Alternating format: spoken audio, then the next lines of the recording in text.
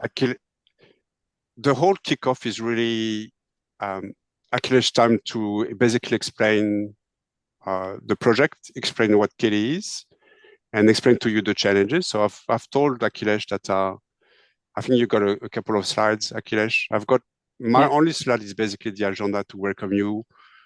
It's time really for the volunteers to ask questions. So when Akhilesh is going to do a quick intro, but Kheyti describe the data is provided to us as a community. And I can show you the website, making sure you know whether you can download the data. But it's really Akhilesh time to talk and present to you what is Kheyti. And so Akhilesh, over to you. Welcome. I think that's your first project of the year. So we're honored to Yeah. welcome your company or your non-for-profit in India, and then welcome to our community. Thank you so much, and thank you so much to everyone for joining this call. And like I will be talking about Kheyti, but I think I just want to thank you all to be here. And like this has been a very major challenge that we have been facing. Like Kheyti has worked for 10 years with smallholder farmers. We have collected so much data, but we have been struggling to actually put it out there in front of our funders and partners. So thanks a lot for helping us put our impact in front of our funders in a way that excites and interests them. Hi, I am Akhilesh, and I am from India. I am originally from Mumbai, but staying in Goa for last one and a half year, and I joined Kheyti as well recently. It's just been a year since I joined Kheyti, and I work as a partnership manager to mobilize resources and build partnerships for Kheyti. And Kheyti primarily works with smallholder farmers to increase their incomes and make them climate resilient, and especially smallholder farmers who are most vulnerable to the changing climate that we are seeing happening in the world. To just like, I don't want to make it a lot of me speaking and giving a presentation style thing. What I will do is I'll show you a quick video where you will get some visuals about the greenhouse, about the work that we do and the problem that we are trying to solve. And then I'll take you over a quick one of our intro decks. I'll quickly go through so that you understand all the aspects of our work, and then we can just quickly go into the data that we have. So I'll just share my screen.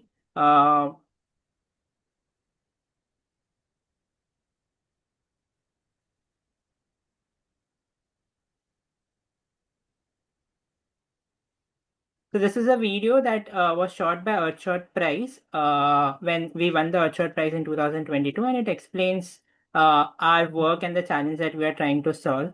So is the screen visible to you all? I think it's starting up. Yeah, we see the video. It's not playing yet, but we see the video with the market. Smallholder farmers are particularly affected by the world's changing climate. One company has come up with a simple and affordable solution that has already helped hundreds of farmers. My name is Kaushik. I'm from Hyderabad, India. I'm a social entrepreneur and the CEO of Kheyti. The Kheyti greenhouse in a box was designed to solve the challenges of climate risk and the effects of climate change in Indian agriculture. Climate change not only affects people in cities, but more importantly wipes out huge swaths of agriculture. So there are about 100 million small farmers in India, and they on average, the Indian government found, lose money from agriculture. The climate decides whether they succeed or they fail. And that risk is getting worse every year due to climate change. For the longest time, agriculture was a little bit in sync in nature, but over the last 50-100 years, the overuse of fertilizer, overuse of pesticides, overuse of other unsustainable farming practices have depleted soil health and have also caused pollution in the air, pollution in the water, and increase in global warming. So the Kheyti greenhouse in a box is a low-cost modular greenhouse that helps smallholder farmers achieve three things. First, it increases their incomes by increasing yield 7 times and helping them grow food throughout the year. Second, it protects that income from climate change by having covering materials which protect from heat, rain, pests, and hail. And the third is that it makes their farming more sustainable by using 1/50th the water when compared to traditional cultivation and much lesser pesticides and fertilizers. So Kheyti today is a 40-member team serving around 1,000 farmers across 6 states of India. Over the last year, these farmers have on average increased their incomes by 75% and saved hundreds of millions of liters of water by using our greenhouse solution. Even though there's so many kinds of problems, I'm mostly optimistic about the future because I see that together there is a solution to this problem.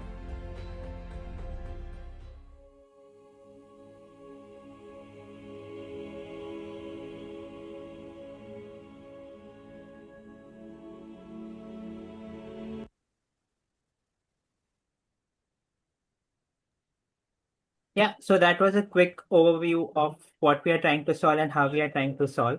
And this video was made back 3 years back. So like from then we have grown to now we are a 120 member team and we serve around 7,000 farmers across 9 states in India. I'll just give some more details about the work that we do through one of our presentations.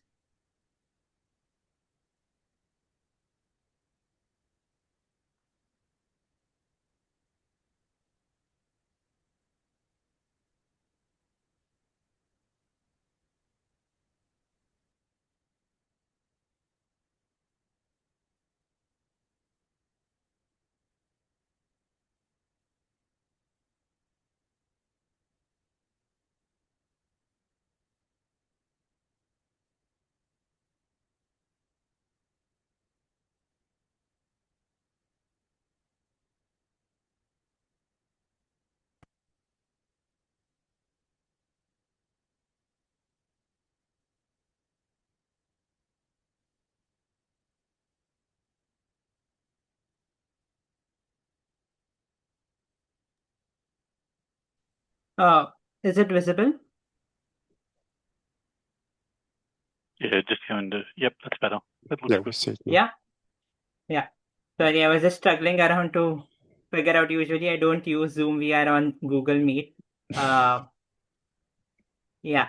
So as we already mentioned in the video, like there are around 100 million smallholder families, which means around 500 million smallholder, uh, 500 million farmers, individuals who are dependent on agriculture. And all when I say smallholder farmers, what we mean is farmers having less than 5 acres of land. A lot of times in developed countries, like in US, even someone having 300 acres of farmland is considered as a smallholder farmer. But when we speak about smallholder farmers in India, that number is as small as 5 acres of land and farmers who own less than 5 acres of land. So that's the major population of farmers, of archetype of farmers that we work with, and we are trying to solve the problem of climate change for them. And when I say climate change, what we mean is that there's an extreme amount of heat challenges that they face with global warming. The groundwater levels are depleting. And there are a lot of unseasonal rains. Like if you see in India this year, a lot of rain happened when it was not supposed to happen, and it didn't happen when it was supposed to happen. And also there are a lot of pest attacks that have increased in numbers over the years. And while we say that climate change is affecting agriculture, agriculture in turn is also affecting and is contributing to climate change.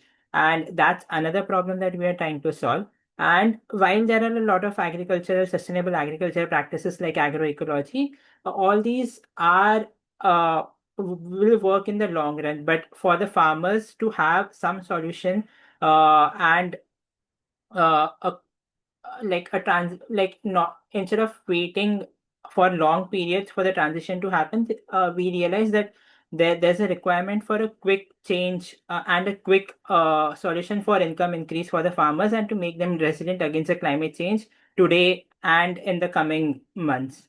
And that's when we decided to come up with a solution. We went around the world looking at farmers who are successful and are using technologies, and how can we replicate those technologies for smallholder farmers.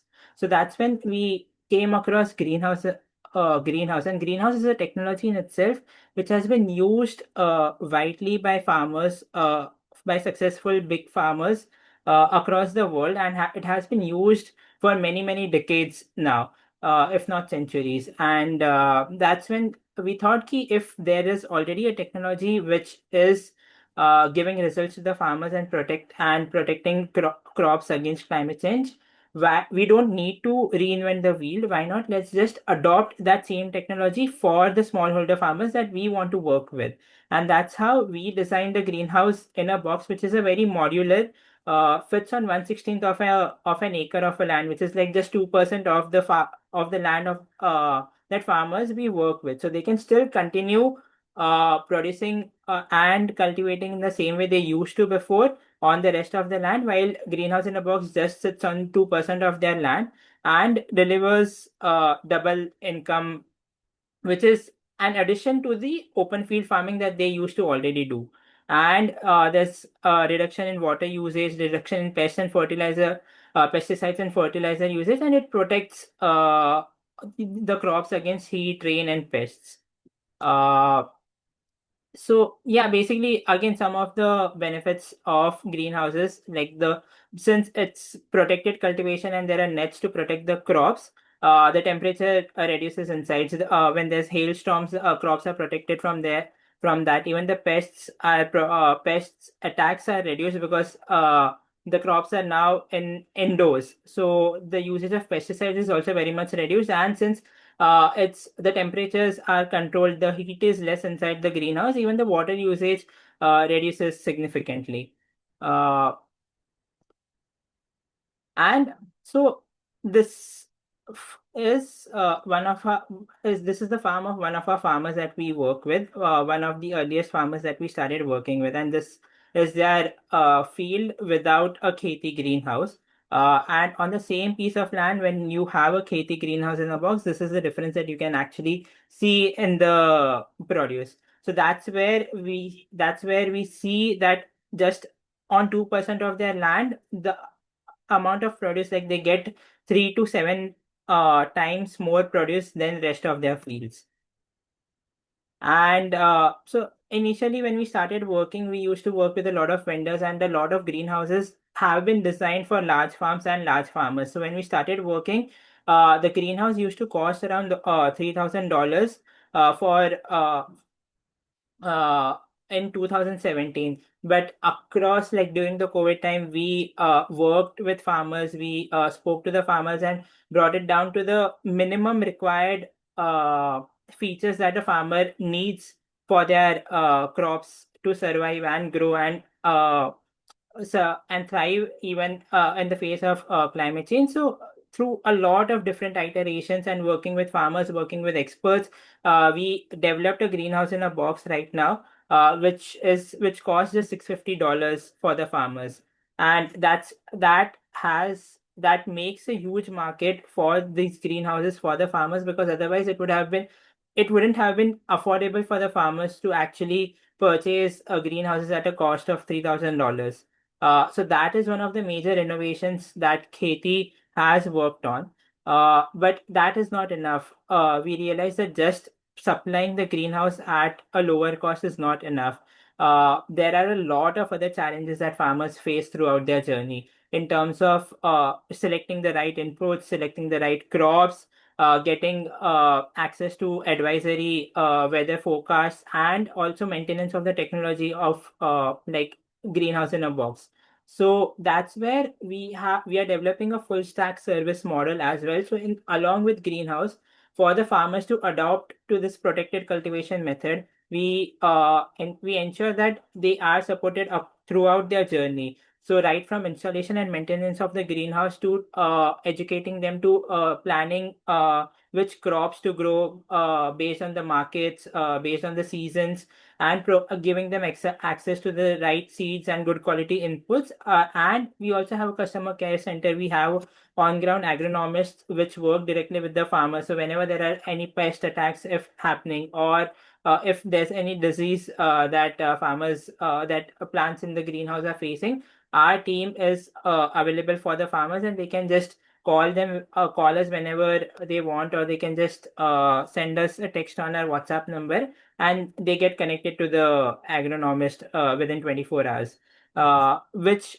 otherwise would have been difficult for them to manage the technology, the greenhouse, and the change in practices, set of practices, because they are used to open field farming, and greenhouse requires a separate set of practices, separate kind of planning. This is where, like, first 1 to 2 years, we have realized that providing this service becomes crucial. Once they build confidence, once they understand how to grow crops in the greenhouse, they are able to navigate these challenges and become more confident. And in terms of the impact that we have seen, like, just from a $650 investment for a 1/16th of an acre of a greenhouse, uh, there's a potential of generating $5,000 in 10 years, which means, like, within 1.5 year, the farmers are able to get their investment back, whatever they have invested in the greenhouse itself. And it's not just like we are trying to build both. One is income increase for the farmers, and second is the climate resilience and the sustainability aspect for the farmers. Because as soon as we talk about sustainability and the reduction in the pesticides and fertilizers use, that in itself also contributes to reduce expenses and increase in income, as well as like, we recently did a control study impact evaluation with a third party, and we found out that the labor productivity also increases 10 times inside the greenhouse. So the farmers just need to spend 2 hours of their day, 2 hours every day in the greenhouse to get 3 to 7x incomes and 3 to 7x yields. So we, based on the impact study that we did recently, we found out that just on 2% of their land, they are able to make an additional income of $420, as opposed to, so their annual income otherwise on say a 5 acres of land is around $700. But using a greenhouse, while they still make the $700 per year, they are able to make $420 additionally per year just through greenhouse in a box. So that too, this comes at a very predictable in a very predictable form, because we know the crop loss has reduced, and every 4 to 6 months this crop cycle, they get a job like income from this greenhouse. So that's something that has helped them give stability, and also make investments, plan for their future investments in other farm assets, other farm infrastructure, invest in their children's education, invest in their health benefits. So it's like the greenhouse in the box, while it increases income at the first level, it has a lot more deeper impact that is happening for the farmers, for their family, and for their livelihoods. And this can be seen in the example of Shabnam Topno. Like I mentioned, she had 5 acres of farm, and throughout the year she made only $700 from that farm. But as soon as she got a greenhouse in a box, within just first 5 months, within her first crop cycle, she was able to make an additional $560, and that is like almost I think 80% increase in income in just 6 months, which is quite significant for a farmer, or for a smallholder farmer. And it gives them, and that comes at gives them a stability, and they're able to predict, okay, next cycle it will end in 6 months, and so in 6 months time we'll get another $550, $600, and then we can plan our assets and everything accordingly. We work with a lot of NGO partners, on-ground partners, to reach out to the farmers, and our work is supported and recognized by a lot of global international foundations as well. And so this is our leadership team. Our co-founders have been working since the last 10 years, and we have a strong board and advisory team as well. And we have been recognized by a lot of prizes and esteemed institutions. So yeah, thanks a lot for joining the Smart Farmer Revolution with us. Thanks, Akhilesh. Before you explain the data you're going to provide us, I've just maybe wanted to open the floor and ask the people in the call if they have general question about the mission. As I said, we're going to see the data in a minute, but do you have general questions about to to ask Akhilesh, but Kheyti, what they do, or we can move to the data reveal. Let us know.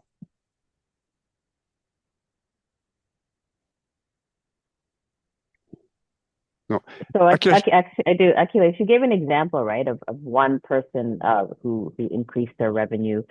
How are you understanding the impact that it has on all 7,000 farmers? Do you? So I feel, yeah. Oh, go ahead. Yeah, so our field team collects data after every crop season. We collect the data from the farmers. We have a team of agronomists on ground, so they collect it personally from them, or our customer care center calls the farmers. So throughout, whenever they are cropping something, we have data about which crop they are going planting, when they are sowing the seeds, when the crop is getting completed, how much revenue they are earning, how much expenses they have made. So through that, for all the crop seasons, we collect income data from the farmers. Oh, great. Okay, thank you. Yeah. Any more question, or we should maybe get Akhilesh to just show the data that is provided. Akhilesh, you can also explain quickly that the data come from Zoho, and then Yeah. you're hoping that eventually we might have a secondary project where whatever the volunteers produce could be connected to the live data source, but at this stage it's only a subset, it's only an extract of the data, but it's more or less the same data, isn't it? But I can sort of explain you that.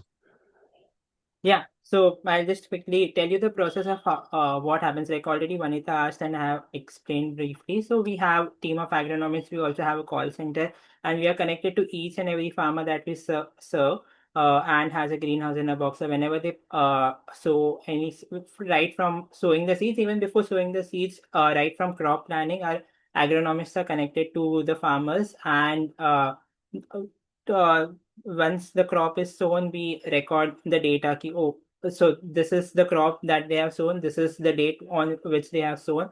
Whenever there are expenses, every week or every 15 days, there's the call that goes from our team to the farmer to understand are they facing any issues, to understand like what kind of expenses they have incurred, right from the inputs to seeds to fertilizers and pesticides, and we make a note of all those things. So we get an idea of the expenses that they have incurred. We get an idea of the revenues that they have made. So they usually sell once, say for a tomato crop, after 60 days it starts fruiting. So they sell their produce every week. They harvest every week and they sell it out every week. So we get an idea of an from the agronomist of how much revenue they have made throughout the season, and that gets recorded in our database on Zoho.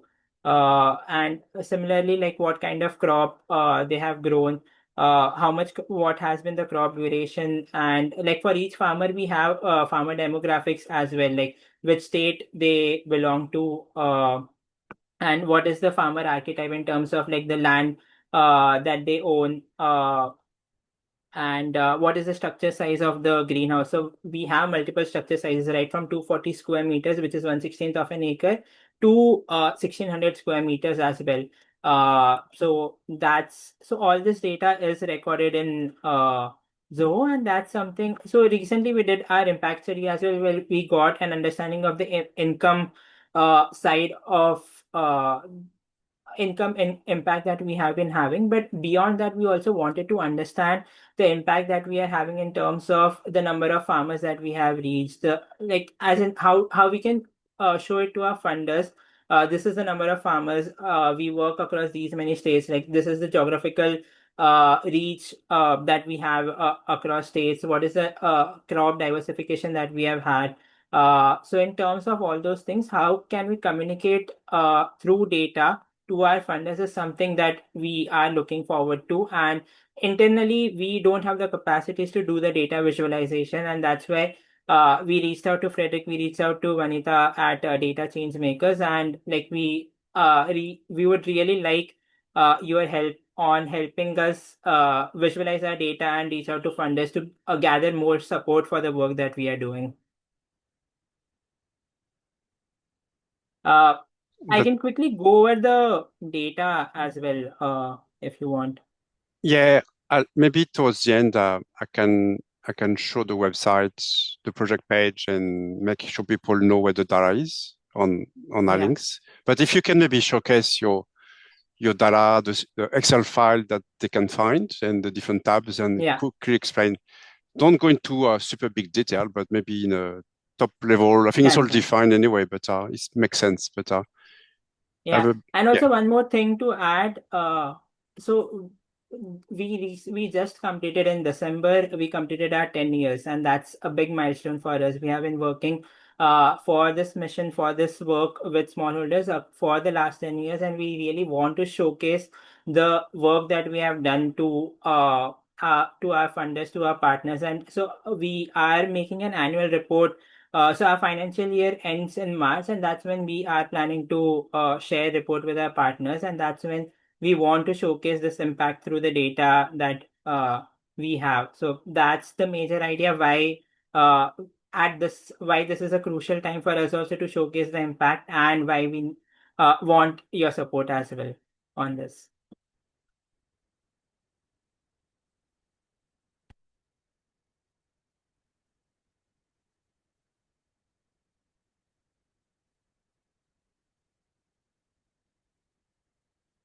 Is the data set visible? Yeah, we can see the file. Thank you. Yeah. So a quick overview. So the first tab that we have is the crop season data set. As I mentioned, like for all crop seasons that we have, that for all cycles that our farmers have, we collect data as much as possible through them. So we have crop season ID, crop season number, as in the number of crop seasons for uh, the farmer has. So if a farmer is has done two crop seasons till now, so this will come as for the first crop season, it will be one, for the second it will be two. We have farmer IDs, we have land holding of the farmers in acres. This is the farmer archetype. This is greenhouse ID. And basically all the greenhouses that we have, there's a unique ID for all of them. And so for each, and there's state, there's crop category, whether it's a mixed, whether it's a nursery crop or a vegetable crop, or if it's a mixed crop where farmers grow tomato as well as capsicums at the same time in the same season. So then it becomes, we mark it as mixed crop. We have crop durations, we have crop name. There's also NH end date is NH is basically net house, which is the same as greenhouse. And this end date is what gives us since when the installation of the greenhouse was completed and was handed over to the farmers. So this gives us an idea for how long farmer has been associated with us. Then we have sowing dates and end dates of the crop season, where the farmer harvested the crop, and the structure size. And similarly, within the greenhouse data tab, this is a list of all the greenhouses that we have. And this greenhouse name can be used for as in for combining both the crop season data set and the greenhouse data set. And overall, in this tab, we have for each of the greenhouses, we have the farmer archetype, where it is located, and the kind of service that is provided, whether they have drip or not. And so yeah, so that's about the greenhouse. And I have also provided a data dictionary for you to go through for each of the variables, what it means. And there are quick notes, just to mention which are some of our top states, and if you are going to make a map about the geographic reach, which are the top 8 states that you can include. And yeah, the thing is, for crop seasons, while we would have data for around 20,000 crop seasons in the Zoho. There are a lot of data errors and data inconsistencies as well, for which we have filtered it out. So we have excluded those crop seasons and have only included the data sets where we see a correctness of the data.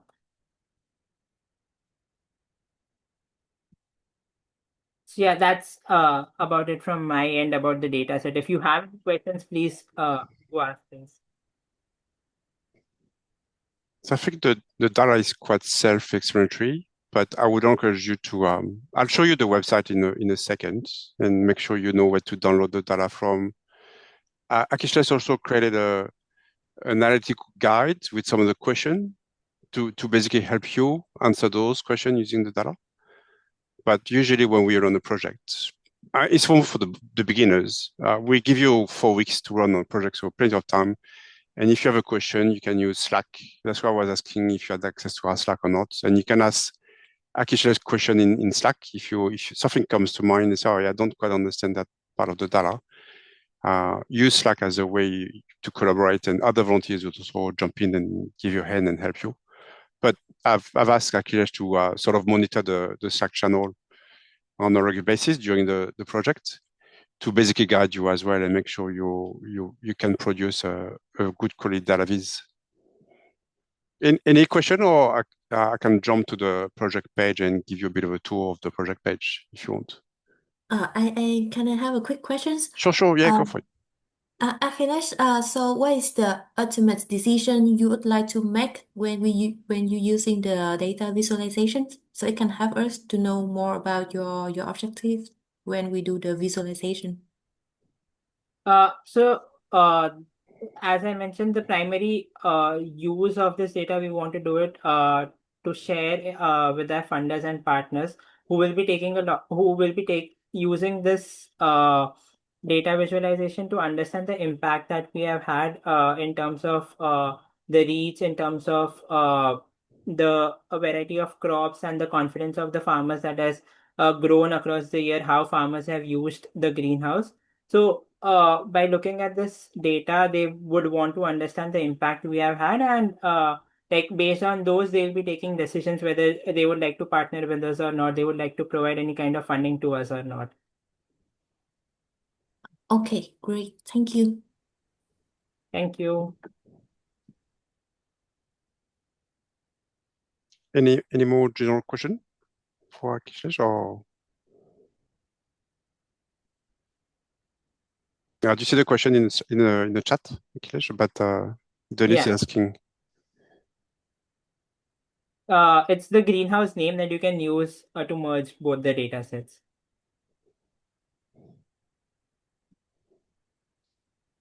Easy one. So let me share my screen, and if you have questions, we can just jump in and come off mic or ask the question in the chat. Or Akhilesh, you can just also interject. All the content useful for the project is on the project page. The link I've just pasted in the chat. That basically page includes link to the data set which Akhilesh was sharing. So it's an extract from the live system, so we don't have access to the live system. It's a Excel file. But basically, the first thing that you can check is that page is quite succinct. So because we don't have too much real estate, I've also created a detailed project brief PDF. So you can click on that, and there's more detail recapitulating what Akhilesh has mentioned.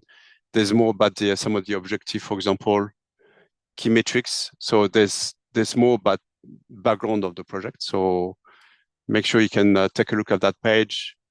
What I want to show you, couple of things is one, so the data is accessible through our Google Drive. So when you click on that Google Drive link there, the only data is the Excel file, which is that Excel file that we just saw in a second. There's also a couple of files, Kheyti logo.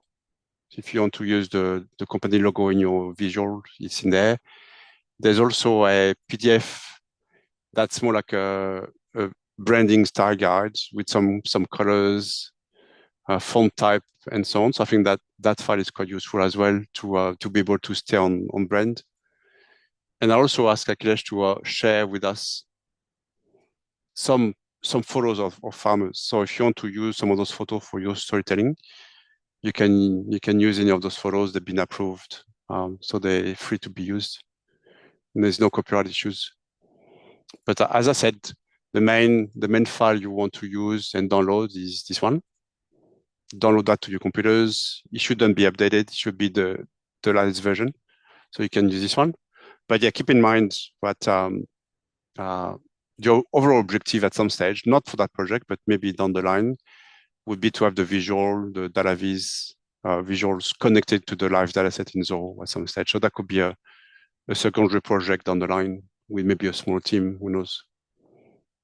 So that's where you get the data from. So that's important link. So bookmark that page.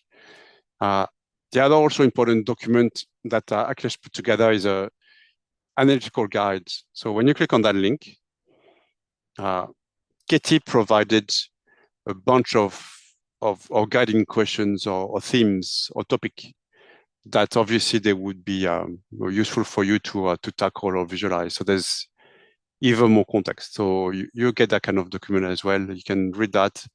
If things don't make sense, I think, or don't understand because you're not expert in that kind of field, you can ask questions in the Slack channel as well, and Akhilesh would answer.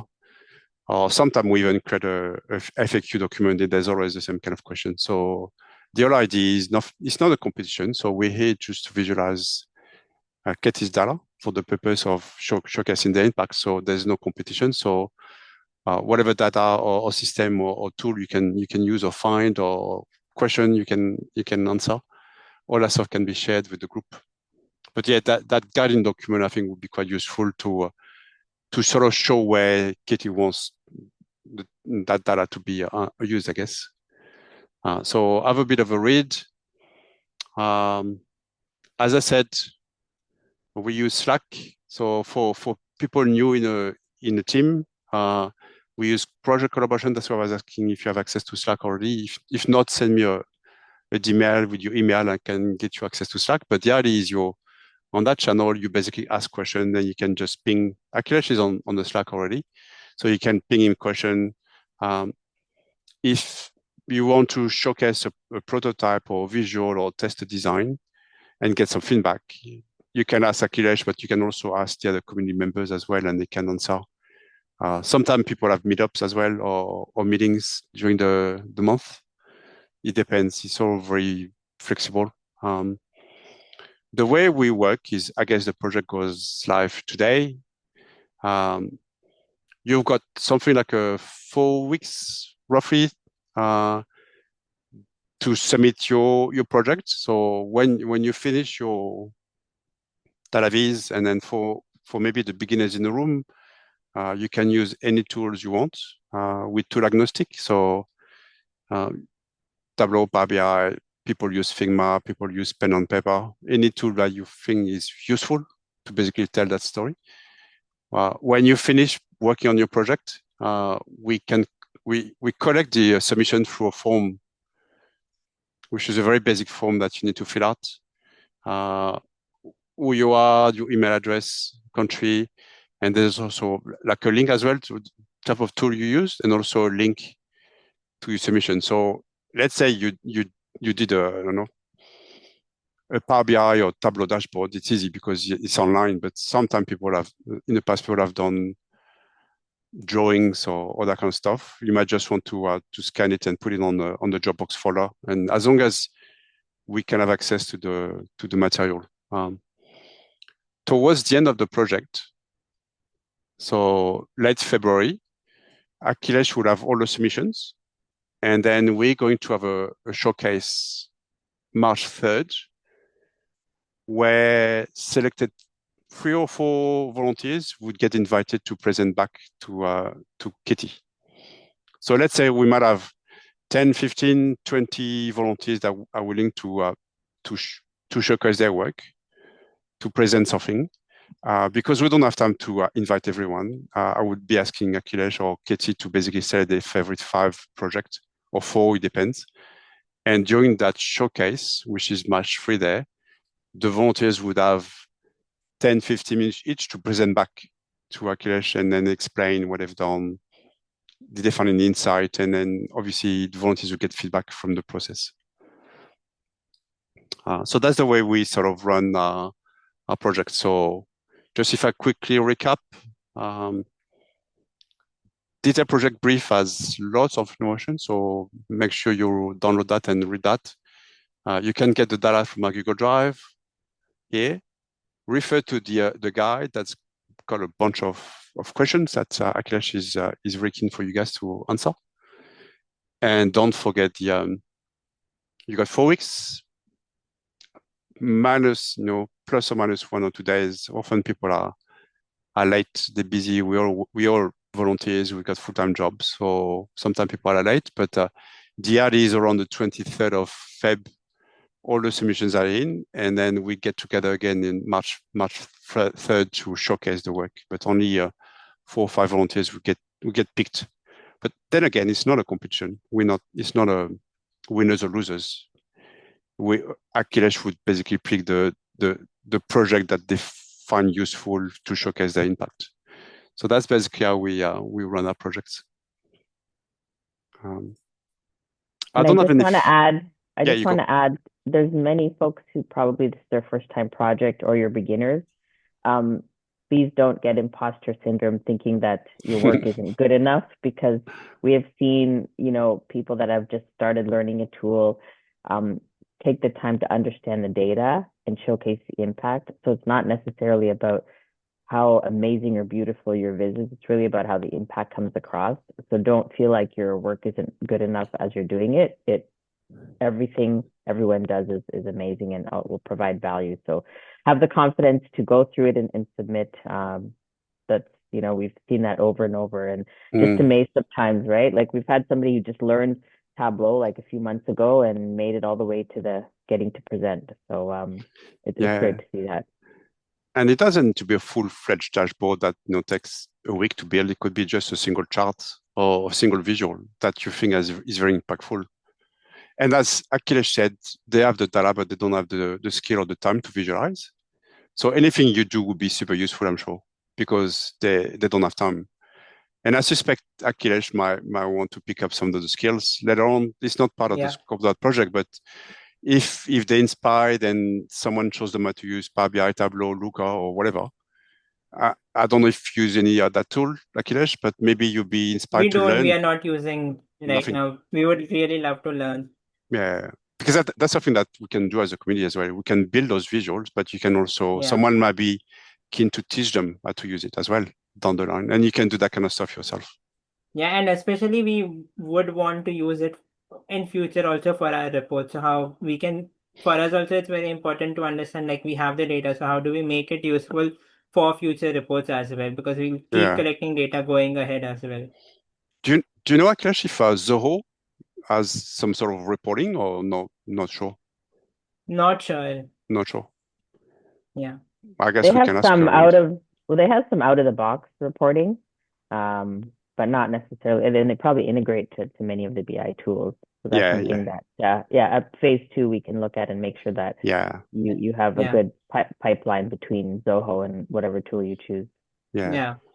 And often for people that are just joining the community, like beginners, we might have multiple projects. So the first one is the community where we get an extract of the data.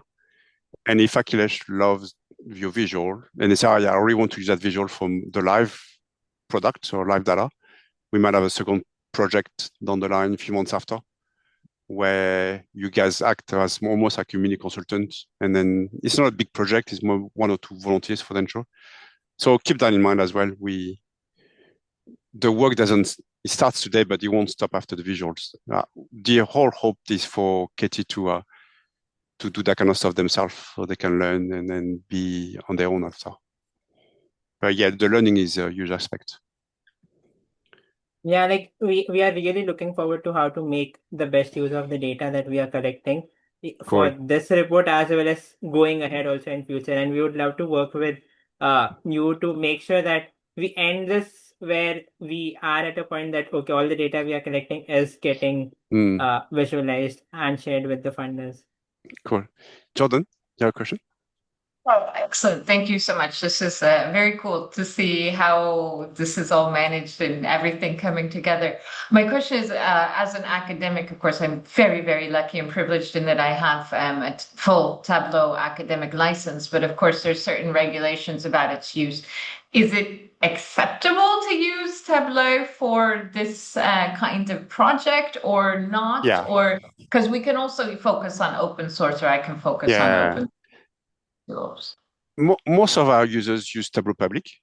So if you get your student to use Tableau Public and then publish to their Tableau Public profiles, there's no question asked. If they use Tableau Desktop, if it's used for non-commercial activity like this one, there's no issues either. So as Chris said, if it's not commercial, you're good. Research purpose, but this one is 100% non-commercial, so they can use either Tableau Public or the Tableau Desktop they get at uni for free. But they stick the visual on Tableau Public. It's probably easier. Yeah. Perfect. Thank you so much. Cool.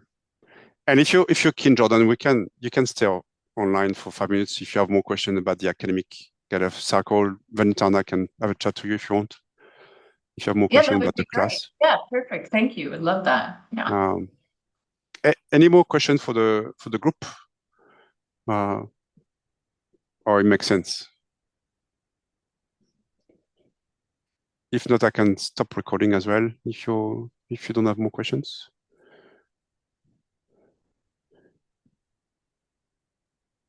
Makes sense. Cool. And I think it's amazing. It's an amazing cause. Akhilesh, I think it's really amazing that you can help farmers this way. So I'm going to stop the recording. If you're shy and don't